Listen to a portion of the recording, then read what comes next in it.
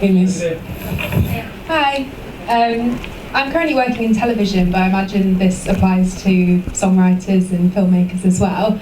A big issue at the moment that I'm seeing online is that people are going for interviews at production companies and not getting the job, but then seeing their ideas later on screen or being used and not being paid for their time. How would you avoid that, and what are the signs to sort of look out for? Well, there's one. Have you heard of this? What's it called?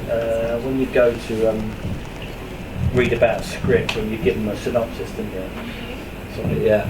The Raindance used to do one where you used to go and give your ideas over to a panel of people, and I always thought, well, why am I giving my ideas over to these people I've never met, and all of a sudden my production comes out a few years later?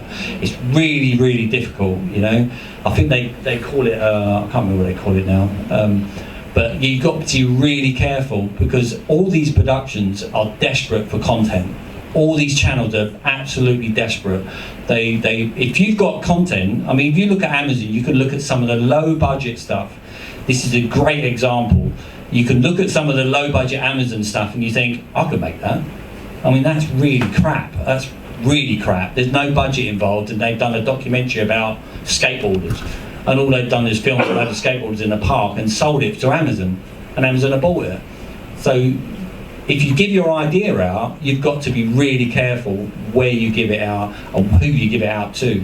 The same as a synopsis, same as your script. You've got to be really careful, because there are untalented people that will nick your idea because they haven't got any ideas of themselves. And most of these TV networks and the big corporates, Channel 4, BBC, all them have no idea about content, and they will nick anyone's idea to make themselves look good. So yeah, you are definitely right. Be really careful. If you're going to pitch it, that's what it's called, pitching. Yeah, avoid pitching at all costs. Yeah, your idea is your idea. Put it on paper. Yeah, send it to yourself, email it to yourself, post it to yourself. Covers your ass. So if anyone nicks that idea, you've already got it. You've covered it. Yeah, then no one's going to nick that idea. But be really careful. Even when you're at networking, telling people, "Oh, I've got an idea about. Oh, I'm thinking of doing a horror, and it's going to be." You've got to be careful, yeah? Give them an idea, but don't give them everything about it.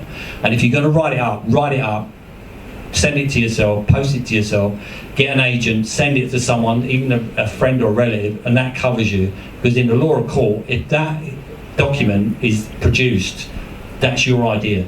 That's concrete, your idea. No, they copied it, and that's it. I had that idea for Ghostbusters, but I won't go there. the second one. But yeah, basically cover yourself in everything you do, and that's probably the easiest and safest way to do it. And then make it yourself. Do a pilot. And the Americans make pilots every day, like film festivals. There's a different pilot for every single thing, and 1 out of 1,000 pilots will be produced into a show. So really, it's worth doing it. Instead of talking about it, do it. Yeah, and then it's your product then.